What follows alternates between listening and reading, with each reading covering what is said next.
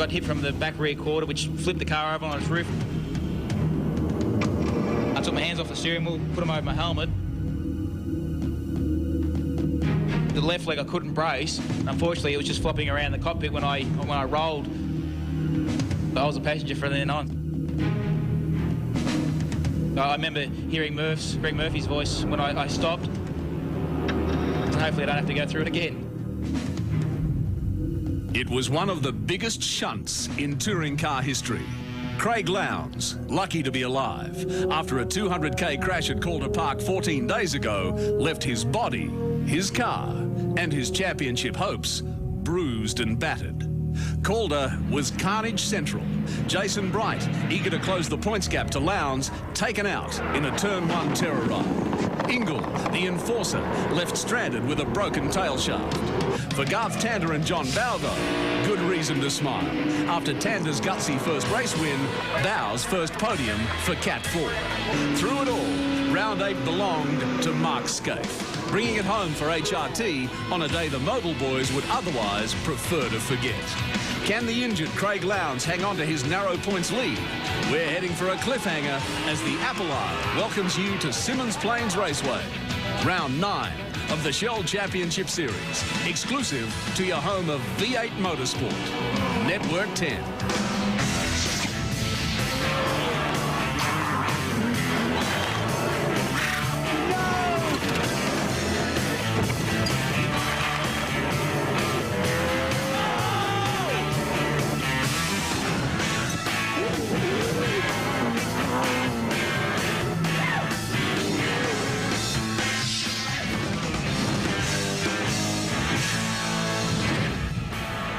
Symmons Plains, the tight Tasmanian track just outside of Launceston, the track that's been kind to the MOBIL Holden racing team over the past few years, but that could change today.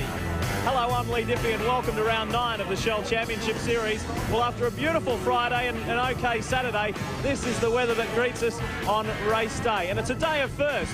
The first time we've had a capacity 30-car grid here for the championship at Symmons Plains. It's the first time in '99 we've been without series leader Craig Lowndes, and as a result of that, the first time we see Victorian Cameron McConville in a V8 supercar for the MOBIL Holden racing team. And Barry SHEENE, the first time we've seen Paul RADISICH on pole position. Oh, it's great. All the year I've been saying I don't think you've seen the best from RADISICH yet, and now he's in a perfect position. He's on the pole position, and he's really got the beat between his teeth. I tell you, did you know, talking about first, this was the first time that Greg Murphy won a round of a V8 touring car series, and it was in the rain, Symmons Plains, and he was in second position on the grid, and he is again today. Oh, by the way, hi Craig and Natalie, hope you get better soon.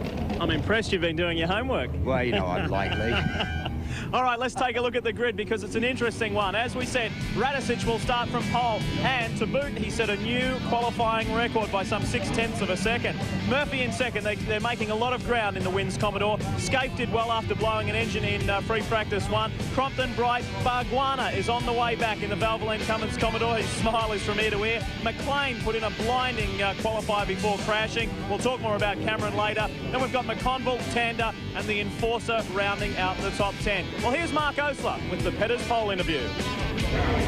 When John Bowe left the Shell Helix team in season 99, he certainly left some big shoes to fill. But his replacement, Paul RADISICH, has been most impressive. At Sandown Park, he took his first podium position, and here at Symmons Plains, he's taken his first pole position. Paul RADISICH, I guess, of all the places to do it, this was the least expected. Yeah, it was. I guess everything was stacked against us, and we've come up trumps. Amazing effort, getting that car dialed in so quickly, considering you only had your first drive on the circuit yesterday. Yeah, and yesterday we missed the first session. We had a problem with the electrics, but got on with it quickly. You know, a credit to the DJR team. We got on with the setup of it, and the car worked extremely well. How's it looking as a race package today? You got 3 20-minute heats out there. It's a very rough circuit, hard on brakes. How do you think it's going to hang together? Mate, I've got no idea, to be honest. I really have no information to draw from, but believe me, when, you know, obviously for me, got to make a good start and then try and control it from the front, and same old deal, just try and be as easy on tyres as possible. You talk about controlling it from the front. A lot of the drivers talk about Symmons as perhaps being the most important place to have pole position. Indeed, yeah, they're so tight, and I was, you know, saying before about the different types of surfaces on this track, but it's very important to have pole, not only for the first corner, but such a small place please. We wish you all the best today. Yeah, thank you, Mark.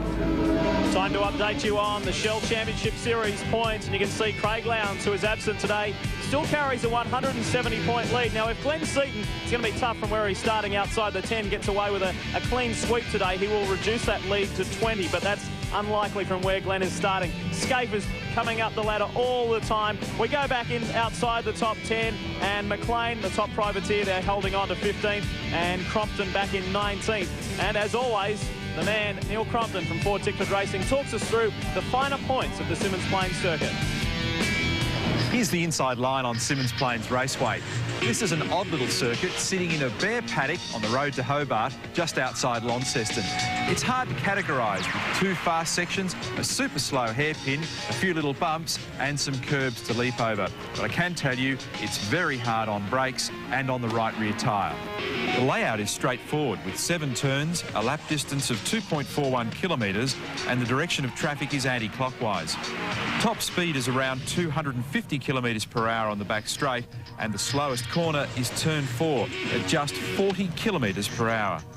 What delivers time here? Grunt, a good consistent brake pedal and a suspension setup that does not abuse the right rear tyre. Passing spots? Symmons provides 2 good passing locations at turns 4 and 6. Side by side on the brakes, he's got it. Wow. Getting a decent result here starts with getting away from the line strongly and maintaining track position in the very short run to the first corner. Typically, it's a bit chaotic on lap 1. Turn 4 is critical for 3 reasons. You have to late brake like a real maniac to make time here. And this descending hairpin is super tight, in fact the tightest in the country. Miss the apex and it can cost big time. Plus, it's hard to be accurate given such a high-speed approach. To cap it all off, the right rear tyre gets murdered here as you gently try and apply 600 horsepower up against the fence rivets on the exit. I've actually seen cars snaking up the road here in 4th gear after destroying the rear tyres.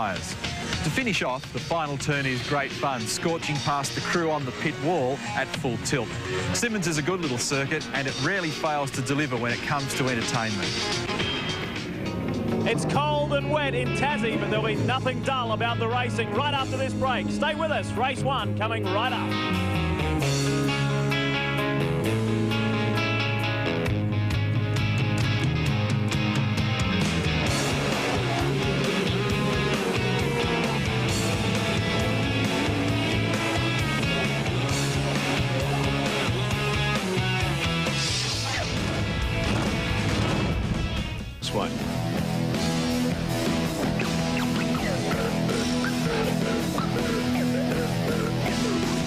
More time. Favourite part of Symmons Plains is braking just after the start line there. The car has quite a bit of attitude and it's turning right, but then you have to brake and turn left, and it's quite difficult, so it's very challenging. Definitely the entrance to the hairpin from 6 down to 1st gear, and I mean it's the only track in Australia where actually get into 1st gear, so coming out there is a real hoop. Well, I get very good support from the local people because I live there, so that's terrific. They have to be coming through the sweeper there, 250, sort of hanging on to grim death and popping up over the hill, and it's all happening. I actually quite enjoy the left-hander that takes you past the pit wall. It's a fast corner with an opening radius and you can get stuck right into it and it's good fun. Thanks for joining us for round 9 of the 1999 Shell Championship Series. It is a wet Symmons Plains as we have a look at the grid for this full 30-car capacity grid. Paul Radisich, his very first Shell Championship Series pole position, an all-Kiwi front row with Greg Murphy. Jason Bright described it as the Channel 10 second row with Mark SKAIFE and Neil Crompton, and the JB third row with Jason Bright and Jason Barguana, and the 2 Cameron Macks, McLean and McConville, the 4th row. Outstanding performance from McLean. That Garth Tander, 9th. Russell Engel struggling in 10th position. Mark Larkham and John Bow on the 2 Fords. Glenn Seaton and Dick Johnson will start out of row 7. Stephen Richards and Tony Longhurst, the Queenslander, out of 8. As the cars head off on their warm-up lap, Faulkner and Poole, we say happy birthday to Mark in the John Deere Commodore. Paul Romano, Larry Perkins a long way back. Forbes and David Skippy Parsons, Dougal McDougall and Steve Reed.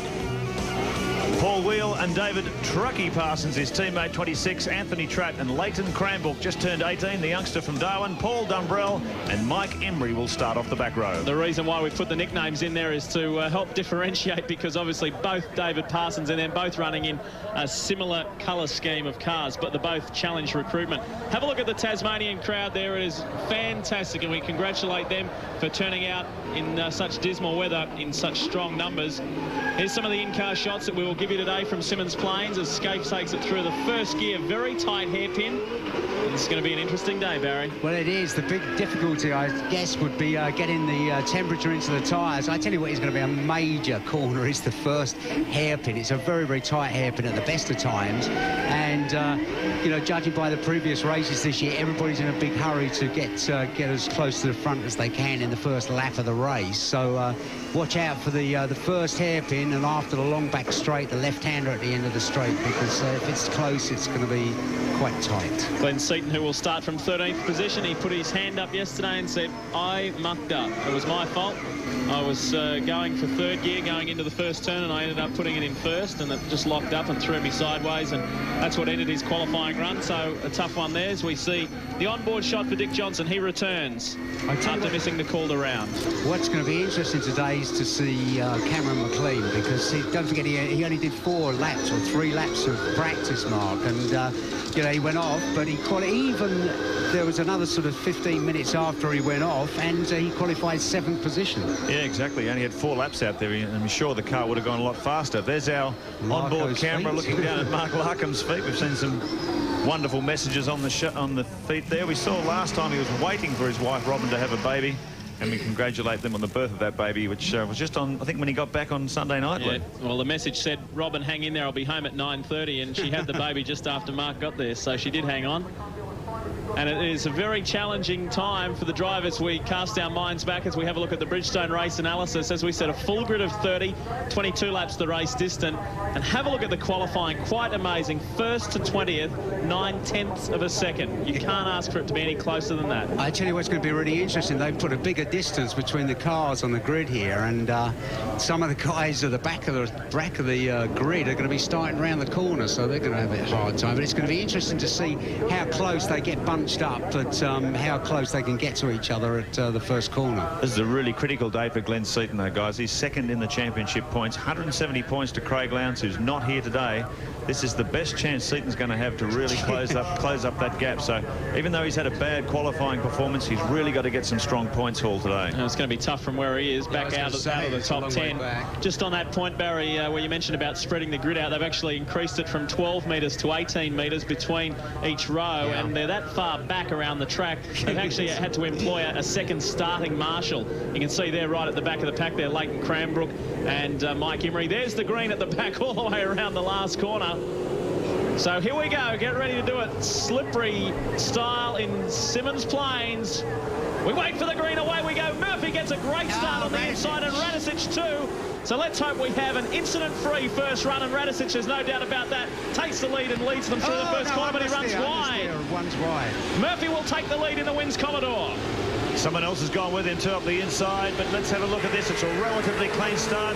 That new starting format may have helped them get through that turn 1, turn 2 cleanly, but they're side by side under brakes as they come down the front straight for the first time. Mark SKAIFE, Greg Murphy up the inside as they go back to first gear for this incredibly tight hairpin and fire up the back straight for the first time. This will be an interesting challenge because there's not a great deal of love lost between these two guys at the front, Murph and SKAIFE, but Murphy leads the way. Last time here in 1997 for Greg, he did very well. SKAIFE then back to Radisich. He'll be disappointed about that first corner. I bet he's kicking himself because he just went in there a bit quick, and she sort of ploughed on, understeered straight on. So it's Sod's Law, you know, as soon as you get out a bit on the dirt, it's really having bad understeer on the front of that thing. You see how wide he ran there. You know, he's having a lot of trouble getting a thing to stick on the front. And watch the next time, see if it happens. Neil Crompton moves up right on the back of our pole sitter. Meanwhile, we go on board with Mark SKAIFE in the MOBIL Holden Racing Team Commodore as he tries to zero in on the back of the WYNNS machine of Greg Murphy, thundering down the straight, 230 kilometres an hour on the approach to the hairpin. And SKAIFE lights on, pulls to the outside, but Murphy beautifully positioned on the inside. Well, there's nothing you can do, Mark. If someone's there, you know, Murphy. Oh, yeah, you see Murphy just run. When when you keep a tight line like that, you're naturally going to go out wider, and you're naturally going to come out a bit slower. But that was pretty close there for the WYNNS Commodore got off the hairpin fairly quickly. So Murphy's looking good. The 26-year-old Melbourne-based driver, former MOBIL Holden Racing Team driver, now team with Stephen Richards in the WYNNS Commodore team. And Stephen, who's running a little different setup, was well back in 16th position. But Murphy's looking strong. Bargwanna got away to a good start and has already placed himself ahead of Jason Bright in the Valvoline Cummins Commodore. So Bargwanna running 5th, Bright 6th, McConville 7th. But it's tight at the top between these two guys, Murphy and SKAIFE.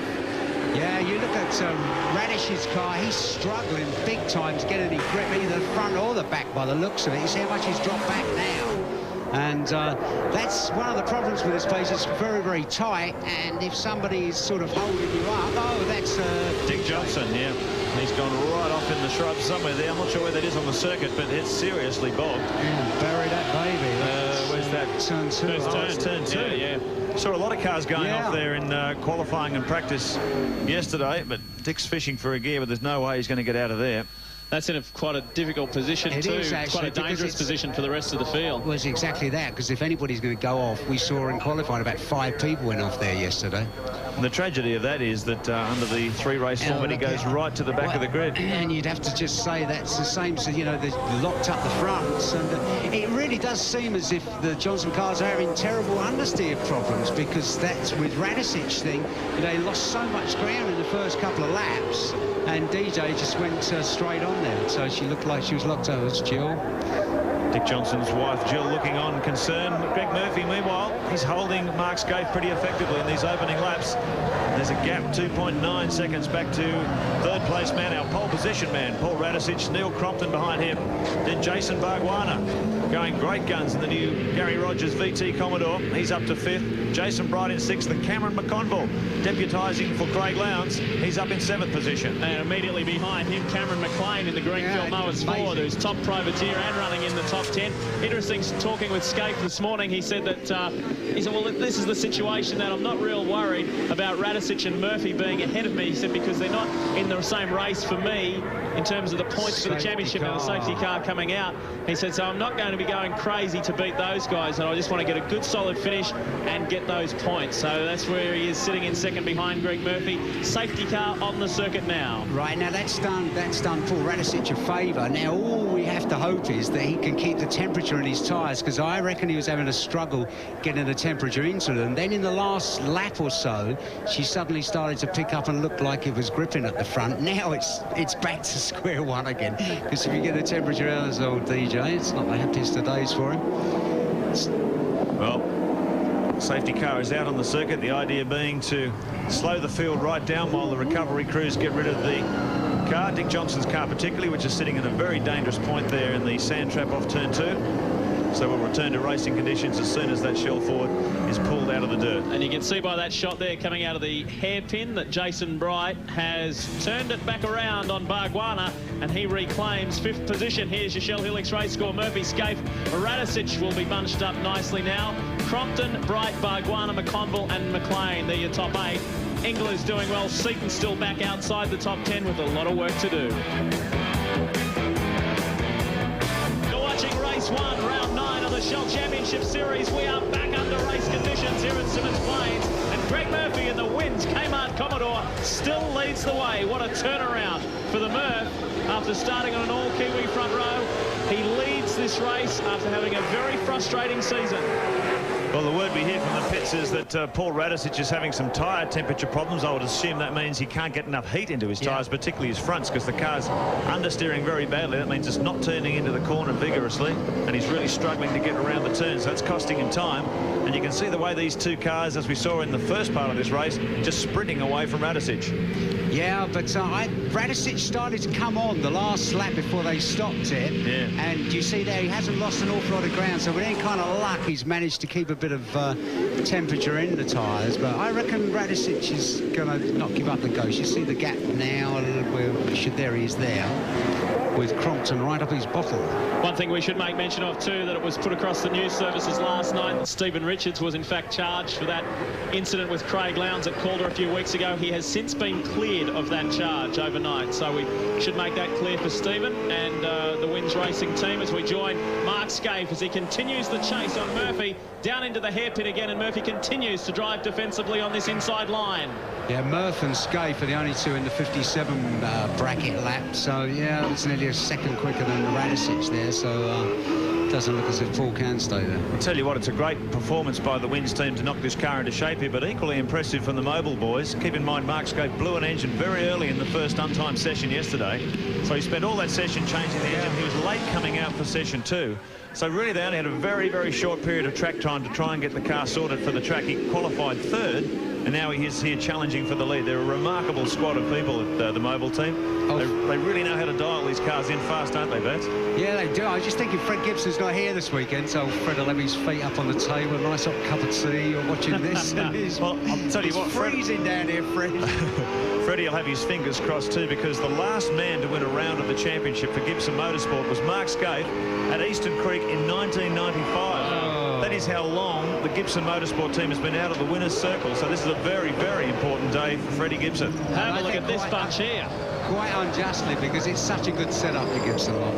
One slip and you will lose a place. Crompton goes for the inside run on RADISICH. Have a look at this. Side by side, the two Ford runners. Crompton will have the outside run through the little kick here, and he'll get the inside run down to the end of this back straight. Yeah, I was going to say, they're pretty brave to stay on the outside through that one. I'll tell you what, they say the Dick Johnson Racing engines are amongst the most powerful in the field. You saw a good demonstration of it there. Not only getting into the ground effectively, but boy, can that thing haul a mail in a straight line. Top end speed for RADISICH, very impressive. Crompton got a great run out of the hairpin, but he couldn't capitalise on it by the time they got to the end of the straight. Tremendous battle between Barguana, yes, Barry. Do you remember Barguana last year? He nailed 2 of them at the end of the back straight. It was really a great move. I really hope that Bars gets a good result, because he's suffered badly this year, and he's been going really well here so far. Further back in the pack, Russell Ingall has got the lights on, trying to get through on Cameron McLean, and McConville is right there with Bright. That's McLean in the Greenfield Mowers car. Then Russell Ingall behind him, Garth Tander, who is quite ill this weekend. He's got a bad case of the flu, so... Well, Crompton trying to break this stranglehold on this bunch here. There's 3 cars. Murphy and SKAIFE, they're both running in the 57s, and it's 58. RADISICH is getting this big queue behind him. You can see Cameron McLean running those big discs on the wheels of his car. The idea behind that is it traps a lot of the brake temperature inside the wheel, and that transfers to giving a little bit more heat for the tyres. And seems to be working pretty well for him this weekend. The privateer right up there amongst the top 10. Well, there's a big concern as soon as the guys knew that it was going to be a wet day, because this is a very abrasive surface, the Symmons Plains track. And they were all concerned about the how long the wet weather tyres would last, because they said that it would shred them very, very quickly. I think with the ambient temperature being as low as it is, the track temperature can't be anything above 10 degrees. So that doesn't lend itself to the track drying out quickly. If you see there, it's still pretty wet. So I don't think it's going to come into play. So Murphy and SKAIFE, 3.4 seconds the gap over Paul RADISICH. Neil Crompton in 4th position, Barguana in 5th, Bright, McConville, McLean, the man on screen now in the Greenfield car. He's in 8th, Russell Ingall in 9th, Garth Tander rounding out the top 10, and John Bowe, the local hero, he's in 11th. Seaton in 12th, that's not good. McLean, like Seaton yesterday, he also had no problem in admitting he made a mistake in qualifying. He said he got that much drive out of the bottom turn onto the main straight. When he pulled 5th gear instead of when he usually left it in 4th and hit it on the rev limiter, he hit 5th and it just took off. And he said he almost forgot to brake and then found himself in all sorts of trouble when he ran off the track, and that was the end of his qualifying session. You're watching Paul RADISICH hold off Neil Crompton and Jason Barguana. This is 3rd, 4th and 5th. McLean is driving great now, isn't he? I mean, really, really very, very quick. Makes you wonder what he's going to do next year when he moves up to professional with a AU XR8. No doubt he'll buy one of the ex-Dick Johnson racing cars or one of the top team's cars. And he's proved himself a very aggressive, very controlled racer. You can see how much water there still is out there, Mark, by the spray coming from Radisich's car. And they've confirmed too that Wayne Park will drive the car. Wayne Park teaming up with Cameron McLean for the Queensland 500 at Queensland Raceway. Crompton still unable to do anything about Paul Radisich in the Ford Tickford Racing AU XR8. Then it's the Valvoline Cummins Commodore of Jason Bargwanna, who's having his best run of the year.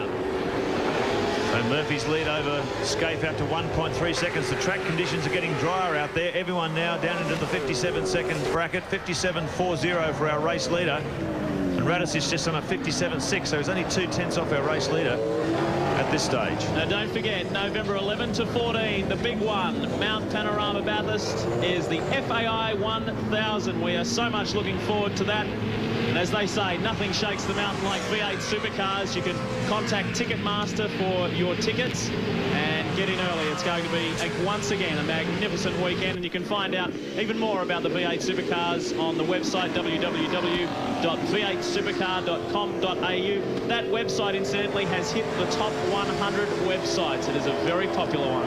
It makes you wonder what's happened to INGALL, doesn't it? Because in the first practice, he was quickest by, what, nearly a second or something? Half a second on everyone in those first two untimed sessions. That was in dry conditions. Yeah, but he just said yesterday, you know, the guys were saying, oh, yeah, you know, they're really looking forward to a good result. And Russell went out, he said, I don't know. The answer is I haven't got the faintest idea. I was going as fast as I could.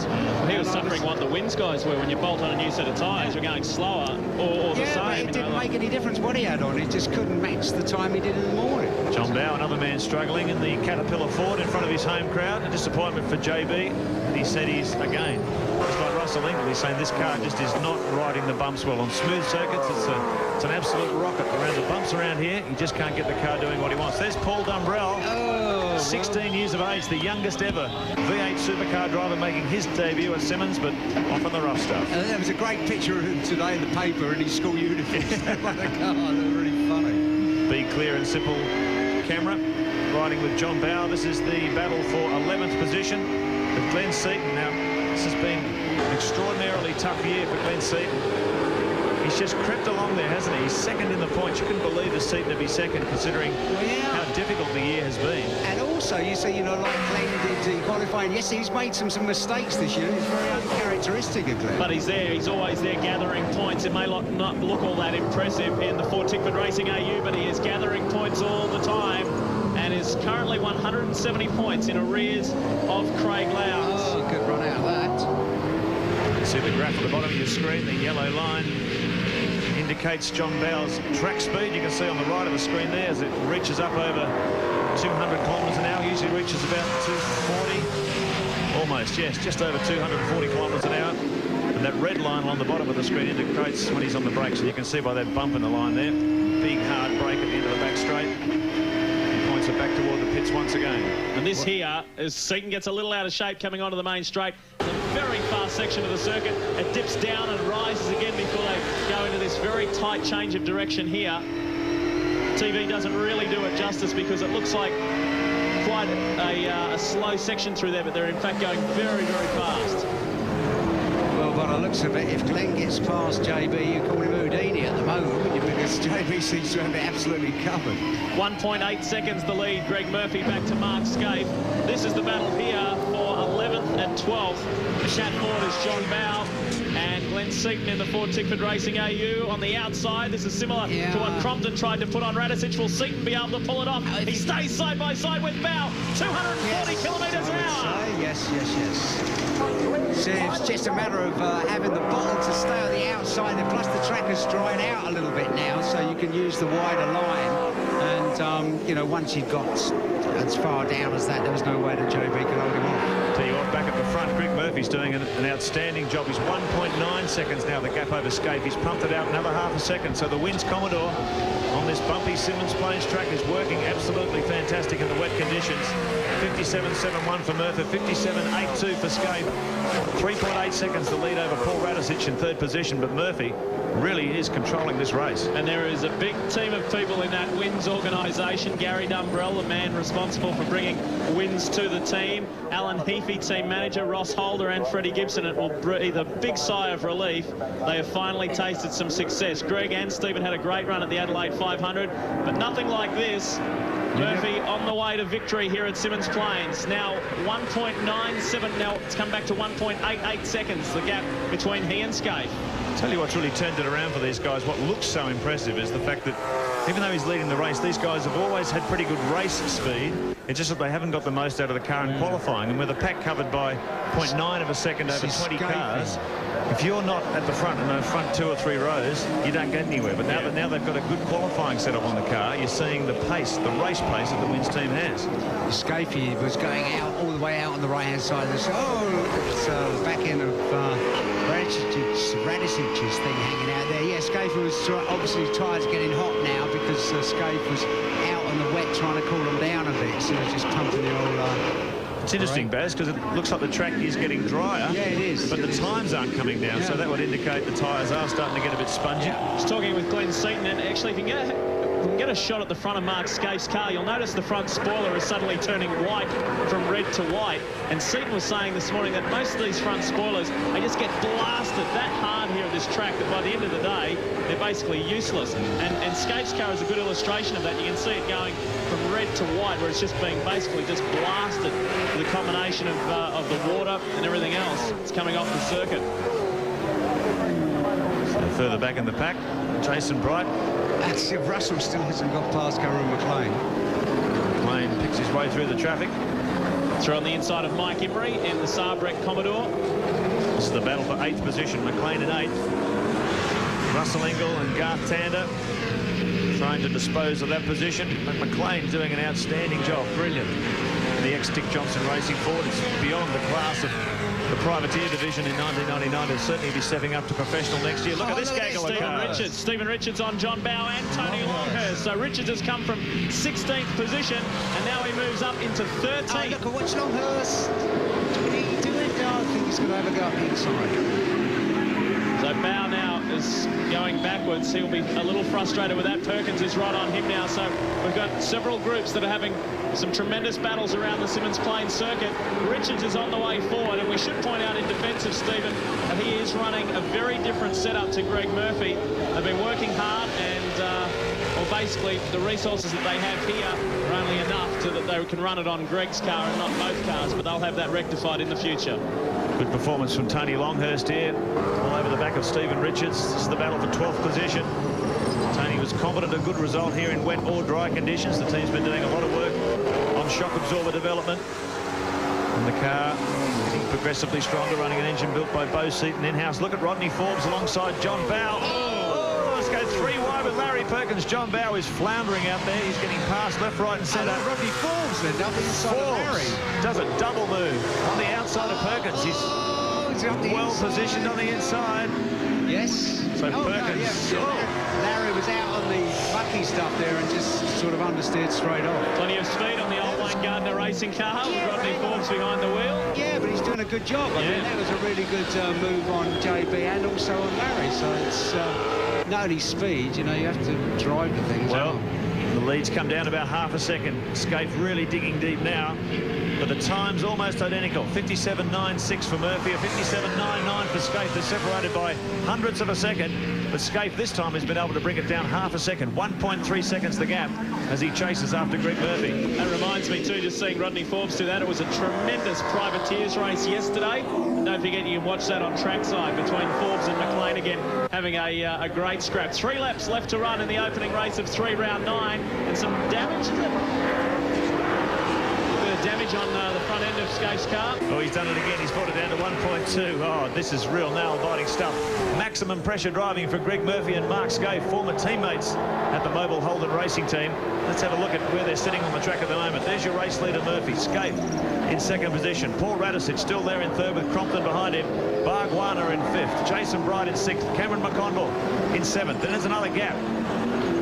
Cameron McLean, Russell Ingall and Garth Tander. And Ingall has... Alongside. Oh, I've seen this somewhere before. They're coming up on Paul Dumbrell, the 16-year-old schoolboy who's having a very big weekend in John Faulkner's VS Commodore.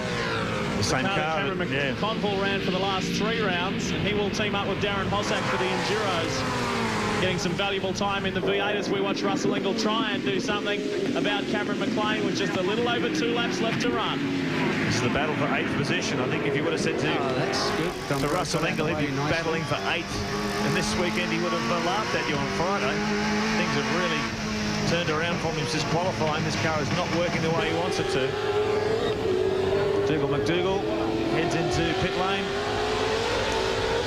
That's a bad day for Dougal. Some strong performances in 1999, but this battle continues. Cameron McLean defending hard from Russell Ingall. Ingall lights ablaze, ducks out the outside, tries to run down the outside as they come down toward the hairpin once again, but McLean positioned in the right position on the inside. Can Ingall do anything about it coming out of here? Well, Greg Murphy is well on the way to bringing up a... Yes, well, if Russell could stay on the outside here, then he's going to be in the prime position for the left-hander at the end. Ingall's got a great run out of there. Good, done. Under brakes, he's on the inside line for turn 6. 1 lap remaining for our race leader, Greg Murphy. The gap now is under 1 second between Mark SKAIFE and Greg Murphy. 1 lap remaining for the WYNNS Commodore driver. Can the Murph hang on and bring it home for Gibson Motorsport? Well, if he does hang on, guys, he will be the only other driver except for Glenn Seaton, other than HRT, in the last 10 races to win a race here at Symmons Plains. This has been a very pleasing track for results for the MOBIL Holden racing team. Seaton won race 1 last year. Other than that, it has been HRT all the way. That's it. Oh, well, it's out and whacked the bank, I would say. Well, he could have got turned around too. I didn't see the incident, but it's a funny place to come off. So that will now elevate Neil Crompton into 3rd on the last lap. This is Greg Murphy. The last time he won here at Symmons was race 3 in '97. Murphy does it for the WYNNS Commodore team. And excellent stuff from Mark SKAIFE in 2nd. It was almost a full second gap, but well done, Greg Murphy.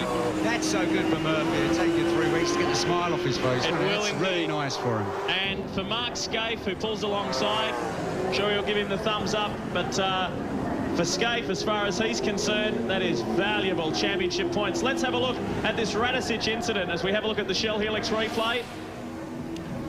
And he's done it all himself. Yeah, he just locked up the back there and spun around. That was it. Well, look, there you go. So no damage, but it just, he will be kicking himself.